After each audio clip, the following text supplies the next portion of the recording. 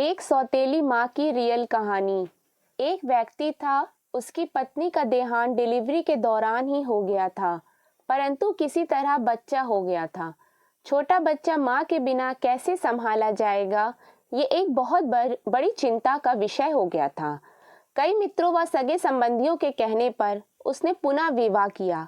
बच्चे को नई माँ मिल गई। नई माँ बच्चे की सार संभाल करने लगी। बच्चे को भी लगा जैसे कि उसकी माँ फिर से मिल गई। कुछ ही वर्षों में उस युवती को भी एक पुत्र हुआ और उसका ध्यान अपने नए बच्चे पर अधिक रहने लगा।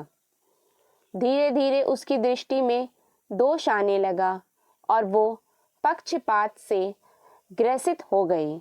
अब उसे लगने लगा कि इस घर का वारिस तो बड़ा लड़का है और संपत्ति पर भी अधिक हक इसी लड़के का है। उसे अपने पुत्र के भविष्य की बहुत चिंता होने लगी।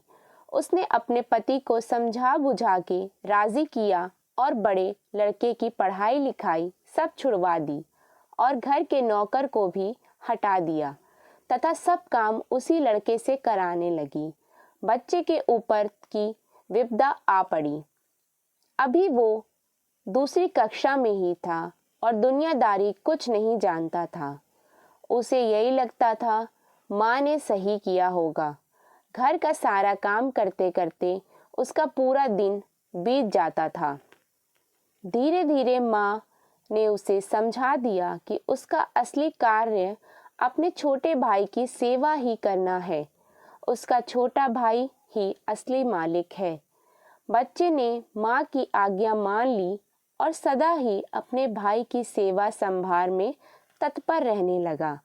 अब वो बड़े लड़के को जरा जरा सी गलती होने पर डांटने मारने भी लगी थी ताकि उस पर एक भय बना रहे। वो कोई अच्छे से अच्छा काम भी करता तो उसकी सौतेली माँ उसे बिल्कुल बेकार बताती, लेकिन फिर भी बालक के मन में माता के लिए प्यार ही उभरता। वो उसे सौतेली नहीं मान पाता था। उस औरत ने घर के पूजा पाठ का जिम्मा भी उसी बच्चे को दे रखा था। अतः उस बालक की बुद्धि धीरे धीरे आध्यात्मिक होने लगी। जैसे जैसे वो बड़ा होने लगा उसे सच्चाई समझ में आने लगी, लेकिन वो अपना सब दुख भगवान से ही कहकर संतोष कर लेता था और उसका सारा दुख समाप्त हो जाता था।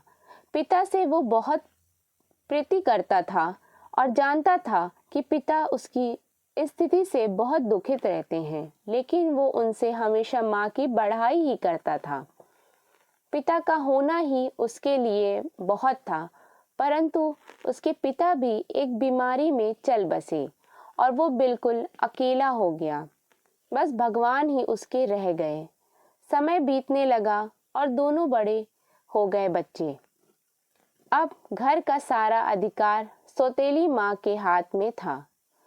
योजना के अनुसार बड़े बच्चे की शादी उस औरत ने बहुत ही गरीब घर में व अनपढ़ औरत से करी तथा अपने पुत्र की बहुत बड़े घर में व पढ़ी लिखी युवती से करी।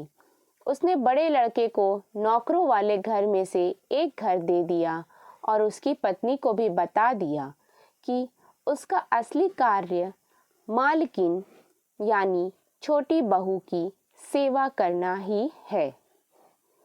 छोटे लड़के के लिए उसने बहुत बड़ा भवन बनवाया था और स्वयं उसी में उन्हीं के साथ निवास करने लगी थी।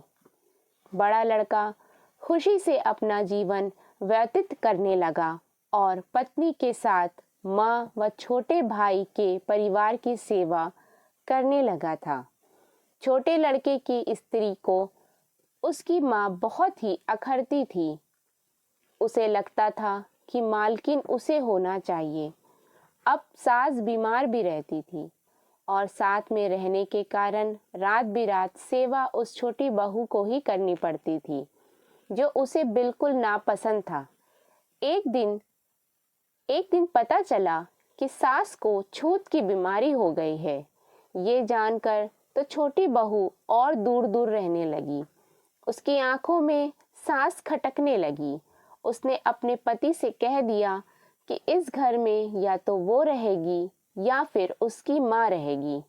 छोटे लड़के पर अपनी पत्नी का जादू चढ़ा हुआ था।